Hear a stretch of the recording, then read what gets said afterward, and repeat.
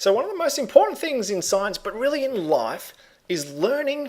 And so I want to learn about our brain, and I want to talk about the importance of practice. So when talking about learning and our brain, what I wanted to start focusing on is muscles. So what do you mean we want to focus on muscles? Well, muscles are a great example, and they're a really well-known example of what happens if you practice, or if you try hardest and if you try hard. So what we've got over here is we've got your biceps, for example, and you can pinpoint muscles. So if you do work on your bicep, and that's a particular muscle, you can see it will get bigger than if you don't do any work on your bicep. And we know this. We can see this in bodybuilders and athletes and things. The more work you do on muscle cells, you'll end up getting more muscle cells, and the muscle itself will get bigger. So you can see this here. Here's a guy, and he's not really working out his muscles very much. And then he started working. He started lifting heavy things, hard things to lift, and pushing his muscles hard. And then his muscles got bigger. And so that's fantastic. I mean, having big muscles, is maybe considered good, but you can see that there's a definite change here. And we can do all sorts of medical imaging. So I've actually got over here, I've got a picture of some muscles.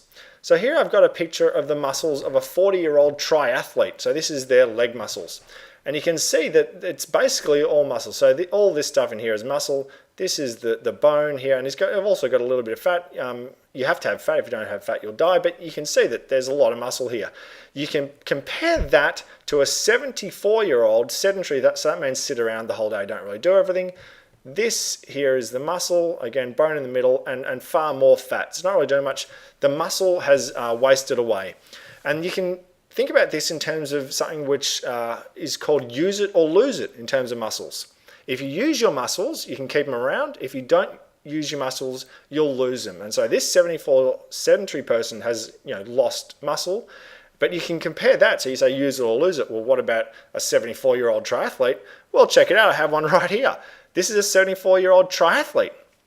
They're using their muscles. Their muscles haven't wasted away, and they respond to what's happening. What you put your body through, your body will respond to that. So the muscles are still there. They're still big. They're still strong. It's use your muscles or lose it. So you have to keep doing it all the time. So that's and muscles, and we know that. We can look at people and say, well, they're clearly pushing their muscles and they've got big muscles. It's pretty obvious. It's right there. You can see it easily. But what about our brain? Well, we can also do imaging, use imaging to see our brain.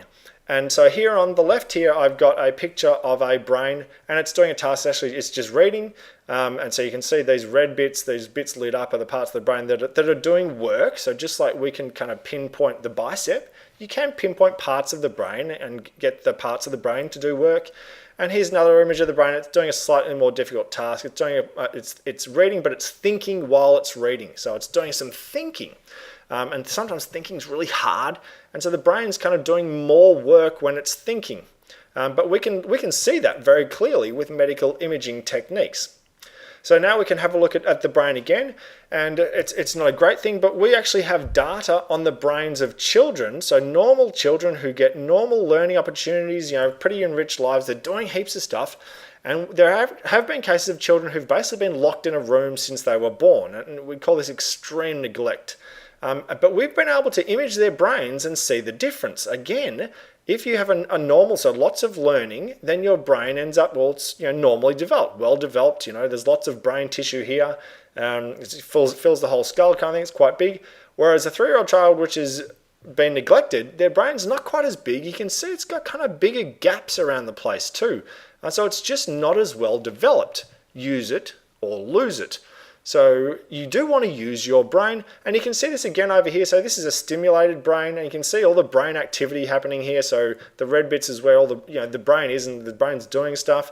And again, neglected brain, so nowhere near as much activity, just far bigger patches of this black, which means kind of nothing's happening, which shows you that it's actually really important to get your brain to do work fairly often. Push it to learn things. The brain is made of, just like muscles are made of muscle cells, and you push your muscles hard and they'll get bigger. Brains are made of brain cells, funnily enough. They're actually called neurons, but we can study the actual neurons in people's brains. So here's the neurons in a newborn baby. So you can see the cells there, and they've got these little kind of projections from them, and they make connections with other neurons. After a month, it's not really very different, but there are a few more of these projections coming off.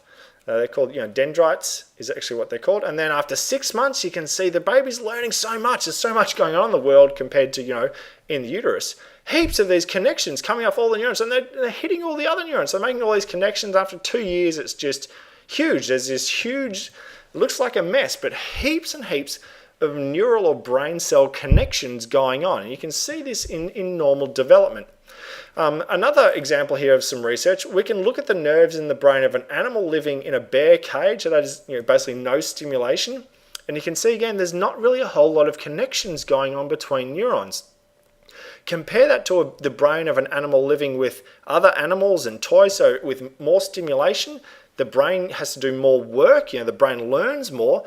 You can see, you can just see there's more stuff. There's more connections. The brain cells are getting, bigger, and healthier because they're doing more work. They're learning more stuff. If you think about a single neurons, so they look a little bit like this. They've got,